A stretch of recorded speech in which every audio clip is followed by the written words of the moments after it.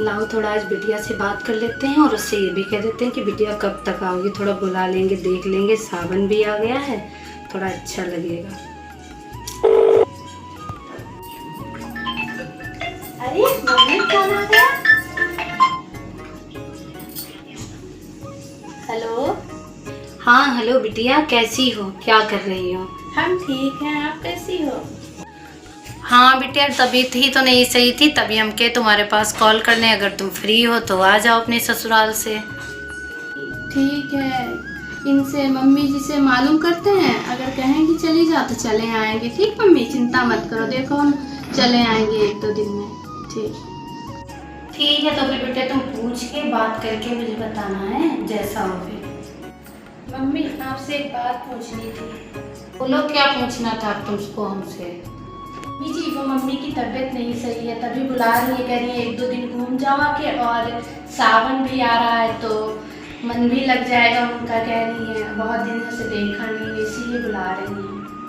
हम मानते हैं मम्मी की तबीयत खराब है, अभी ये बताओ सावन तो यहाँ भी है, वहाँ भी सावन है, तुम्हें मायके देखो, एक बात ये होती है जब बहू शादी करके लड़की अपने मायके से आ जाती है ना, तो सब कुछ उसका ससुराल ही होता है, चाहे सावन हो चाहे तीज त्योहार हो, ज़्यादातर अपने ससुराल में मनाना उसको चाहिए। ये नहीं कि सावन आया तो तुम आज चल नहीं कल चल नहीं, ऐसा नहीं होता है। और बात रही तुम्हारी मम्मी की तबीयत की, तो पिछली बार भी तबीयत खराब हो गई थी, तब भी मैं तुम्हें 1.5 महीने के लिए वहाँ भेजी थी, अब फिर से मम्मी की तुम्हारी तबीयत खराब हो गई। मम्मी रोज रोज तो हम जाते नहीं है घर, कम से कम 8-9 महीने हो गए, तब मम्मी ने मुझे कहा है, हम भी जानते हैं ये मेरा ससुराल है, परिवार है, हमें यहाँ देखना चाहिए, लेकिन मम्मी पापा भी तो हमारे ही अपने हैं, अगर उनकी तबीयत खराब है, उनका मिलने का मन है, तो हमें कैसे तैसे जाना चाहिए या नहीं जाना चाहिए?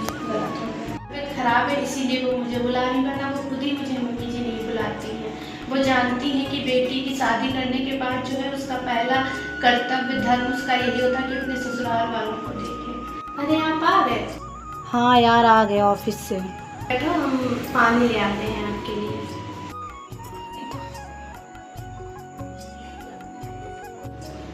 ऑफिस का दिन आपके कैसा रहा आज का, सब ठीक तो था? हाँ यार, आज ऑफिस में बहुत ज़्यादा काम था और थक भी गए, बॉस बहुत चिल्लाता है यार। अच्छा, मुझे आपसे एक बात कहनी थी।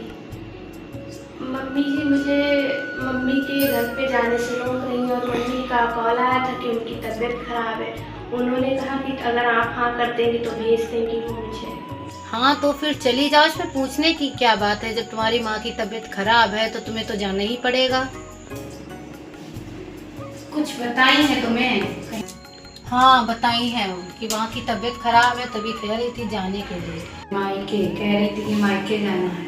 हमने तो भैया साफ कह दिया, हमें कोई मतलब नहीं है, अपने पतिदेव से पूछो, हाँ करे तो जाए। तुम्हारी बहन भी आएगी रक्षाबंधन पे, अभी अब तुम अपने मायके बैठी होंगी, इस घर पे कौन देखेगा, वो बेचारी आकर के यहाँ खाना बनाएंगी।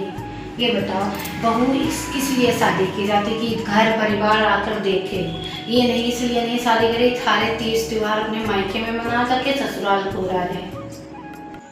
कहाँ मम्मी, आप कौन से जमाने में जी रही हो? चलो मानते हैं वो जा रही मायके, उसकी मम्मी की तबीयत खराब है, अगर आपकी अभी तबीयत खराब हो और दीदी अपने ससुराल से ना आ पाए, इसके ससुराल वाले उसको आने ना दे, आपको कितना बुरा लगेगा, ये सोच के देखिए मम्मी, थोड़ा इस जमाने में जिए मम्मी। और जाएगी और रक्षाबंधन से पहले आ जाएगी, काहे इतना कलेश कर रही हो, जाने दो। और दीदी नहीं मिल पाएंगी तो आपको बुरा लगता है, ऐसे उसकी मम्मी को भी बुरा लगेगा, हम लोग नहीं भेजेंगे यहाँ से। तो बेटा मुझे माफ़ कर दो, मैंने तुम्हें इतना भला बुरा कहा, मैंने तुम्हारी तकलीफ को नहीं समझा, लेकिन कोई बात नहीं, अब मुझे समझ में आ गया है। अब मैं तुम चाहती हूँ कि तुम भी माँ से मिलने ज़रूर जाओ।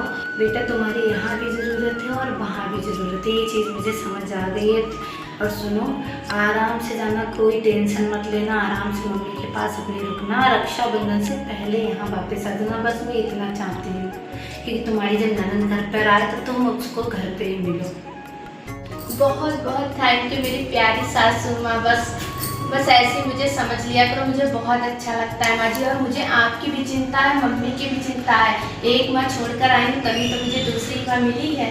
ठीक है मम्मी, जैसे आप कहोगी मैं वैसे ही करूँगी, मैं आ जाऊँगी टाइम से।